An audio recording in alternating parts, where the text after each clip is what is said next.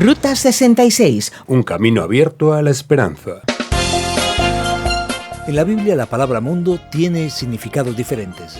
Así que la persona lee lo de no améis al mundo y después lee lo de Dios amó al mundo y se queda un tanto confundida. ¿Qué pasa aquí? ¿Ama al mundo o no ama al mundo?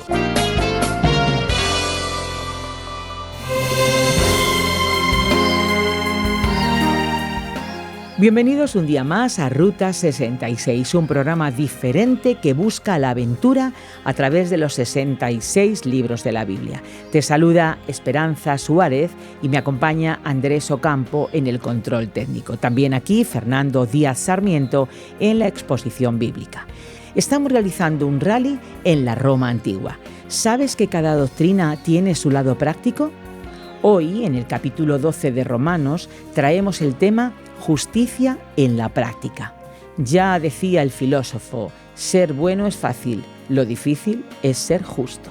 Y en el dicho popular afirma, el que no vive para servir, no sirve para vivir.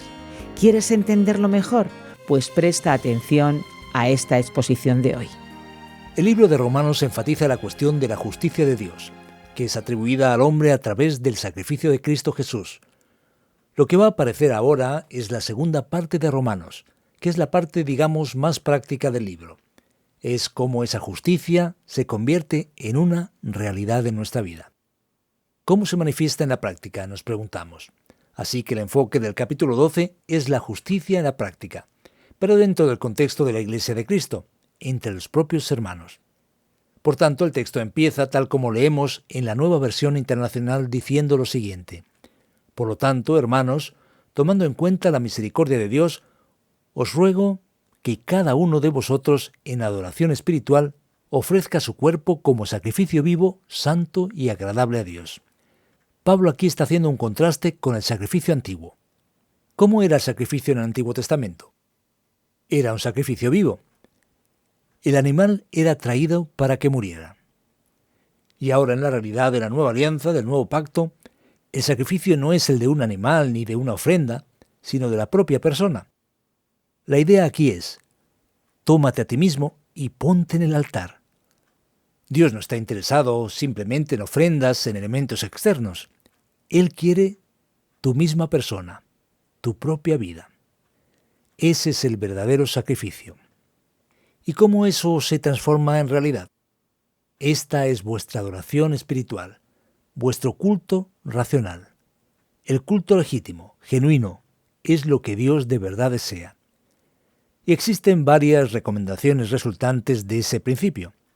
No podemos amoldarnos al estándar de este mundo, pero necesitamos ser transformados por la renovación de nuestra mente. No es posible servir a Dios y caminar en la dirección de la justicia práctica sin cambiar los conceptos en nuestra mente, ya que el mundo sigue un estándar completamente diferente de aquel que Dios desea. Cuando rechazamos el estándar perverso del mundo, su patrón de conducta, y cambiamos nuestra mente, es cuando experimentamos la buena, agradable y perfecta voluntad de Dios.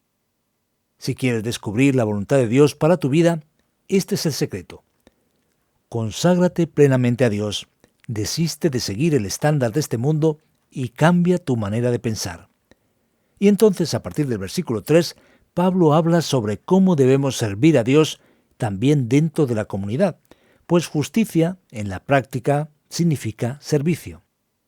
¿Cómo voy a ponerme a disposición de Dios como sacrificio vivo? Sirviendo. ¿Sirviendo cómo?, te preguntarás. Sirviendo con mi don, con mi capacidad. Para eso es importante que nadie tenga un concepto de sí más alto que el que debe tener, sino más bien piense de sí mismo con moderación, según la medida de la fe que Dios le haya dado. Es lo que enseña aquí el versículo 3. Es necesario, a través de la gracia y del poder de Dios, hacer una autoevaluación sincera y correcta. Y entonces debemos entender que en el cuerpo de Cristo tenemos muchos miembros. Todos tienen funciones diferentes y somos parte los unos de los otros. El texto dice también que debemos servir a Dios de acuerdo con el don que tenemos. Debes descubrir tu don y empezar a ejercitarlo, porque esta es la voluntad de Dios para tu vida. Pablo entonces enumera algunos dones aquí. Y recordemos que hay otras listas como Efesios 4, lo mismo que en 1 de Pedro 4 y en 1 de Corintios 12. Esa lista de Romanos, por lo tanto, no es completa o exhaustiva. Esta lista presenta algunos dones espirituales, pero la Biblia en otros pasajes ofrece otro tipo de dones también. Aquí en Romanos 12, versículo 6, el texto dice: si el don de alguien es el de profecía, que lo use en proporción con su fe. Si es el de prestar un servicio, que lo preste. Si es el de enseñar, que enseñe. Si es el de animar a otros, que los anime. Si es el de socorrer a los necesitados, que dé con generosidad. Si es el de dirigir, que dirija con esmero. Si es el de mostrar compasión, que lo haga con alegría. Aquí hay varias recomendaciones sencillas y objetivas mostrando los diferentes dones. Y cada uno de ellos tiene una dificultad que le es propia, y sobre la cual la Biblia hace una advertencia mencionando una característica importante relacionada con aquel don. Lo importante es que el que fue justificado desee servir a Dios, entregue su vida a Él, practicando el don espiritual que de Él recibió. Todavía en el contexto de la vida en comunidad en cuanto a la relación entre los hermanos, a partir del versículo 9, la Nueva Versión Internacional nos dice: el amor debe ser sincero. Muchas veces escondemos el sentimiento y no queremos expresar la realidad. El amor no puede ser fingido. Aborreced el mal, aferraos al bien. Observa que la virtud no es sencillamente que te guste lo que es bueno, sino rechazar lo que es malo. Nadie puede realmente amar el bien y seguir teniendo una apatía en cuanto al mal. Lo que es malo necesita desde luego ser rechazado. Amaos los unos a los otros con amor fraternal. Y lo que eso de verdad significa es explicado en la siguiente frase: respetándoos y honrándoos mutuamente. Observa qué interesante. El luchar para tener honra para sí mismo es señal de un problema espiritual. Y Pablo sigue en el versículo 11. Nunca dejéis de ser diligentes, antes bien, servid al Señor con el fervor que da el Espíritu. Dar honra al prójimo, de eso se trata. No perder las ganas de estar al lado del Evangelio, no omitir el cuidado, ya que el verdadero cristiano será siempre un gran seguidor del Evangelio de Cristo. Continúa diciendo: alegraos en la esperanza. Es interesante ver que la alegría es otra señal de que la persona es saludable. Mostrad paciencia en el sufrimiento. Dejad de reclamar, pues Dios es quien envía la tribulación, y Él tiene razón para eso. Perseverad en la oración. Por lo tanto, cuando las cosas se pongan difíciles, con alegría mantén la esperanza y sé paciente. Espera, porque dentro de un tiempo las cosas se resolverán. Persevera y sigue en la oración. Y también dice: ayudad a los hermanos necesitados. Practicad la hospitalidad, según dice el versículo 13. Observa, querido oyente, que varias virtudes necesarias dirigidas hacia el beneficio del prójimo y a la salud espiritual son presentadas aquí como señales de la justicia en la vida práctica. Y el texto prosigue hablando sobre cómo las cosas no son tan fáciles en las relaciones humanas. Bendecid a quienes os persigan, bendecid y no maldigáis. La verdad es que las ganas que le entran a uno son las de vengarse, pero no se puede. Alegraos con los que están alegres, llorad con los que lloran. Vivid en armonía los unos con los otros. No seáis arrogantes, sino haceos solidarios con los humildes. Cuando una persona está buscando su propia honra y gloria, ella no se acerca a alguien que no puede darle algún beneficio. La prueba de que estás actuando correctamente es tu clara disposición en asociarte e involucrarte con alguien que está en desventaja frente a ti. No os creáis que sois los únicos que sabéis. No paguéis a nadie mal por mal. Procurad también lo bueno delante de todos. Si es posible, en cuanto depende de vosotros, vivid en paz con todos. No os venguéis, hermanos míos, sino dejad el castigo en las manos de Dios, porque está escrito: mía es la venganza, yo pagaré, dice el Señor. Antes bien, si tu enemigo tiene hambre, dale de comer. Si tiene sed, dale de beber. Actuando así, harás que se avergüence de su conducta. No te dejes vencer por el mal, al contrario, vence el mal con el bien. Es así como la justicia de Dios debe manifestarse en nuestra vida práctica, principalmente dentro de la comunidad de la fe. Mi deseo es que todo esto lo pongas en práctica. Y así, Dios bendecirá tu corazón.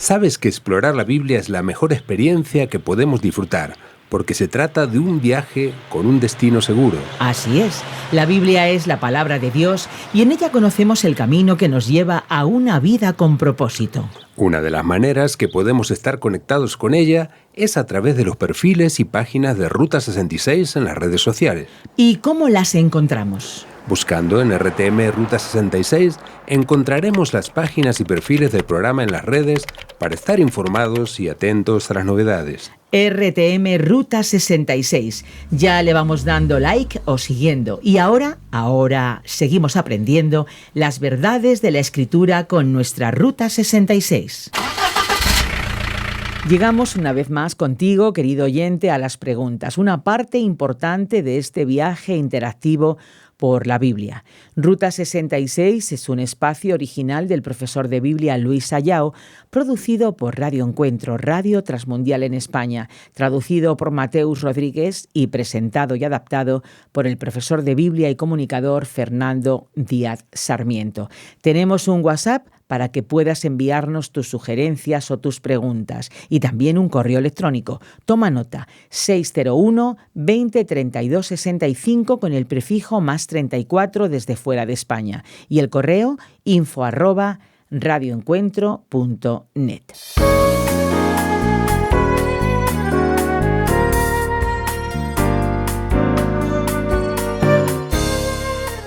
Romanos 12 nos llama a algo práctico, que es el culto espiritual, que también se traduce como racional. Quiere decir que necesito entender, estudiar, que necesito esforzarme intelectualmente para presentar una adoración racional. Pues mira, la pregunta es bastante pertinente. Para nosotros hoy en día la palabra racional tiene un sentido como que bastante cerebral.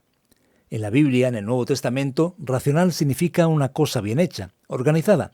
En un sentido más específico todavía de esa palabra, la adoración es algo racional, porque no es una adoración pagana. No es aquella adoración caótica, sino una adoración genuina, espiritual. Es una adoración auténtica. Esa es la idea. La misma palabra aparece allí en Pedro. Por ejemplo, cuando se habla de la leche espiritual como algo realmente auténtico, verdadero. Por lo tanto, una adoración racional significa una adoración debidamente bien hecha y auténtica, que es el sacrificio de uno mismo a Dios. Esa es la idea que está detrás de la palabra racional, que aparece como espiritual. De acuerdo. En tu exposición de Romanos 12 has dicho que necesitamos mantener ese culto racional para amoldarnos a la mente de Cristo y no al estándar perverso del mundo. Ahí creo que has sido muy duro, porque también yo estoy en el mundo. ¿Está entonces ese estándar perverso, por así decirlo, alcanzándome? ¿Me está afectando de alguna manera? La pregunta es muy importante porque en la Biblia la palabra mundo tiene significados diferentes. Así que la persona lee lo de no améis al mundo y después lee lo de Dios amó al mundo y se queda un tanto confundida. ¿Qué pasa aquí? Podemos preguntarnos. ¿Ama al mundo o no ama al mundo? La verdad es que la palabra tiene 3 significados básicos. El primero apunta a que el mundo es el planeta Tierra, el espacio físico. Dios creó al mundo, el mundo pertenece a Dios. En ese sentido, bastante material, se comprende claramente lo de mundo. El segundo significado apunta a la realidad del mundo como el conjunto de todas las personas, de todas las naciones que viven en la tierra. Dios amó al mundo. Dios amó a todas las personas. Ahora bien, existe un tercer sentido, que es mundo como un sistema. En el original griego, mundo literalmente es cosmos, que significa sistema organizado. Tanto es así que la palabra cosmético vino de ahí. ¿Qué es un cosmético? ¿Por qué una mujer usa un cosmético? Para poner la cara en orden, para presentarse debidamente organizada. Así que en ese sentido, la palabra mundo también sugiere un sistema organizado. Por eso cuando la Biblia habla del estándar perverso en el mundo, está hablando de un sistema organizado que tiene al hombre en el centro de todo, de una sociedad sin Dios. Y la sociedad que no le da atención a los estándares de Dios crea un estándar perverso. ¿Por qué el mundo de hoy tiene tantos problemas sociales, ambientales, económicos, políticos y crisis humanitarias? Podemos preguntarnos. Porque el paradigma de funcionamiento de las cosas es contrario a aquello que Dios nos presenta. Nadie va a una facultad, a una universidad, a hacer un curso de cómo vencer el egoísmo. Al revés, los cursos que vemos por ahí enseñan cómo ampliar tu poder y dominio sobre la otra persona. Así que el estándar de organización y funcionamiento de la realidad es un estándar, podemos decir, anti-Dios. Y necesitamos ser santamente subversivos contra ese sistema que entiende las cosas de manera perversa. No podemos, en ninguna manera, amoldarnos a esa situación. Se trata de que el cristiano esté influyendo, impactando a su alrededor y no que esté siendo influenciado. ¿Es correcto? Exacto, tú lo has dicho. Ahora, en cuanto al versículo 3 de Romanos 12, hay alguna traducción que dice «nadie sepa más de lo que conviene saber». ¿Existe entonces una especie de cuota para mi fe? Mira, Esperanza, aquí el tema de la traducción bíblica tiene mucha importancia y la Nueva Versión Internacional lo deja bastante claro. Porque esa traducción a la que hace referencia ofrece la impresión que de hecho nadie debe saber más de lo que conviene. ¿Querrá eso decir que la persona debe ir solo hasta cuarto de primaria y dejar la escuela? ¿Cómo piensa alguien con moderación? ¿Cómo es eso? Así que observa que la traducción de la Nueva Versión Internacional hace la diferencia y dice: nadie tenga un concepto de sí más alto que el que debe tener. Es decir, para que la persona sirva a Dios con su don, ella debe observar la realidad acerca de sí misma. Si alguien tiene un concepto elevado de sí mismo, se va a poner en una posición de hacer aquello que no puede hacer. Es lo mismo que un adolescente de 18 años que está aprendiendo a conducir un automóvil normal y quiere conducir un camión y salir por la avenida principal de la ciudad. Eso no va a funcionar. La persona necesita tener un concepto equilibrado sobre sí misma. Así que Pablo no está hablando sobre saber en el sentido absoluto, ni sobre pensar con moderación, sino sobre tener el concepto correcto de sí mismo según la medida de fe que Dios le concedió. Entiendo tu explicación. Cuando voy al versículo 6, encuentro de nuevo la expresión según la medida de fe. Así que tengo que hablar de acuerdo a lo que ya haya crecido en la fe y no ir más allá de mis límites. Esa pregunta es importante, porque de hecho el propio versículo 3 dice que el concepto debe ser de acuerdo con la medida de la fe. Y el versículo 6 dice, si el don de alguien es el de profecía, que lo use en proporción con su fe. Así que las personas se quedan en dudas sobre qué es esa medida de fe o proporción de fe. Puede ser dos cosas. Como se trata de una profecía, la persona para hablar en nombre de Dios debería tener el valor que viene de la fe porque ella está pronunciando algo en nombre de Dios. Ya bien fuese una profecía directa de Dios o una palabra en nombre de Dios, la persona necesitaba efectivamente creer que la fe que viene del Espíritu Santo, que aquella palabra viene de Dios. Esa es una posibilidad. La otra posibilidad es que la medida o la proporción de la fe significa de acuerdo con la fe. La Nueva Versión Internacional tiene una nota importante que dice exactamente eso, de acuerdo con la fe.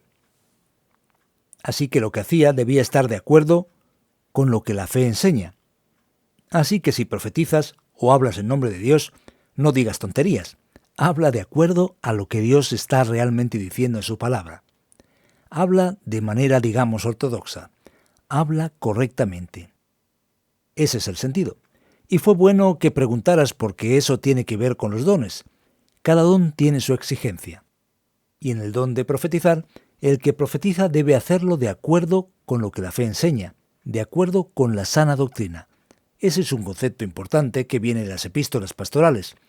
Y tal como el don de profetizar, los demás dones también tienen exigencias específicas, que son el punto clave para que cada don pueda alcanzar aquello que Dios desea. De acuerdo.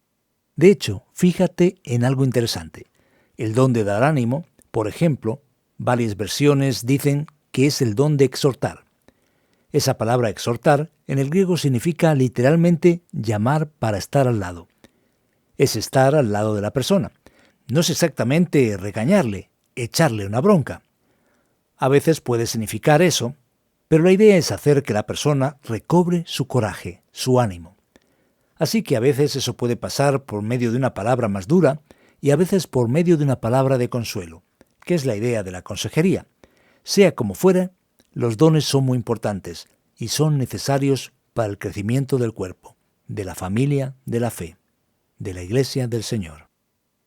Muy bien, es bonito, muy bonito hablar sobre dones, sobre servicio, pero en el versículo 20 de repente encuentro algo raro, que debo amontonar ascuas de fuego sobre la cabeza de la otra persona, según la traducción alternativa. ¿Es así? ¿Debo entenderlo de esta manera? Mira, ahí en este caso ese texto usa un lenguaje figurado. Amontonar ascuas de fuego sobre la cabeza del otro da la idea de llevar a la persona a sentirse preocupada con lo que hizo mal. La idea es que esa persona va a sentirse mal ella misma. Si haces el bien a alguien que intentó perjudicarte, eso dejará a la persona un tanto confundida, porque ella cree que el mundo debe resolverse por la intervención de la fuerza y de la violencia. Así que si alguien me perjudica y voy y le hago el mal a esa persona, eso solo refuerza el pensamiento que ella ya tiene.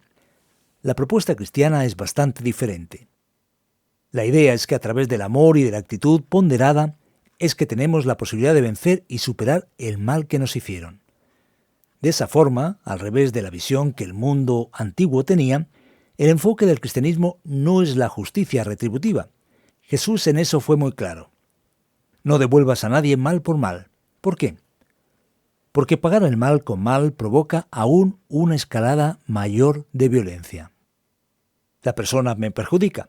Voy y se lo devuelvo. Como en el fútbol. El tipo me hace daño, me da una patada, y voy y le devuelvo 2 veces más. Entonces termina todo el mundo peleándose. Así que lo que la Biblia está diciendo es que si encuentras a tu enemigo con hambre o con sed y tienes la posibilidad de vengarte, no lo hagas. Debes hacer el bien. No te vengues porque Dios es el único que debe retribuir la justicia correctamente. Vas a hacer una tontería. En vez de eso, debes hacer el bien. Porque así vas a instigar la conciencia de aquella persona para que ella pase a actuar de manera diferente. Por eso es que tu gran lucha no es contra tu enemigo. La gran lucha que tienes es contra ti mismo. Por eso no te dejes vencer por el mal, sino vence el mal con el bien. Eso es posible cuando estamos dispuestos a humillarnos y perder aquello que pensamos que sería nuestra gran victoria. Podríamos decir que se trata de sorprender al prójimo llevando la vergüenza de aquello que estaba haciendo. Exacto, es por ese camino que la cosa se va presentando aquí en Romanos capítulo 12. Muy bien, pues muchísimas gracias por la explicación, Fernando. Y querido amigo, tú que nos escuchas, sigue con nosotros porque ahora viene la aplicación de este estudio de hoy.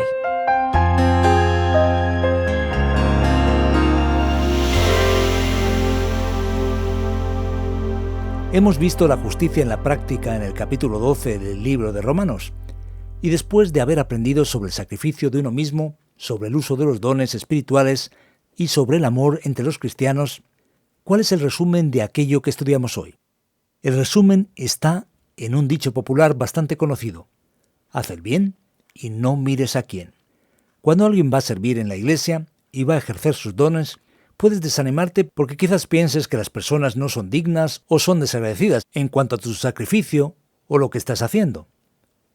En la convivencia con los demás, incluso cuando las personas nos ofenden y nos hacen algo malo, podemos desanimarnos y ya no querer hacer el bien, sino todo lo contrario, querer parar y dejar de servir a Dios.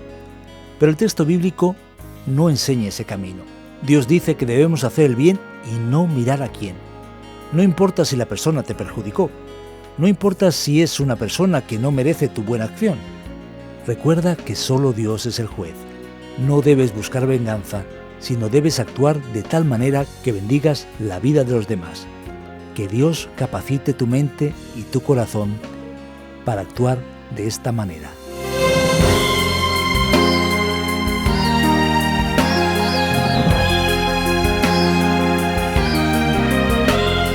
Esto es todo por hoy en Ruta 66, pero volveremos en este mismo punto, en esta misma emisora y en este mismo horario. Recuerda que tienes diferentes formas en las que puedes comunicarte con nosotros. Esperamos que lo hagas en el WhatsApp 601 20 32 65 con el prefijo +34 desde fuera de España o bien en el correo electrónico info@radioencuentro.net.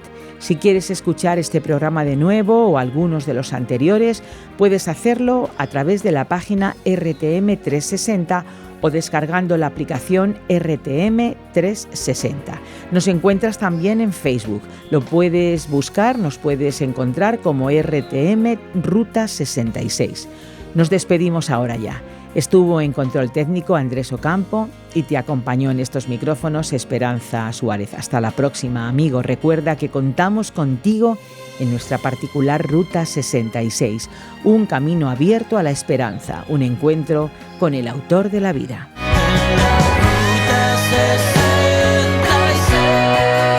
Descarga la app de Ruta 66 y sigue RTM Ruta 66 en las redes sociales. Aquí te esperamos.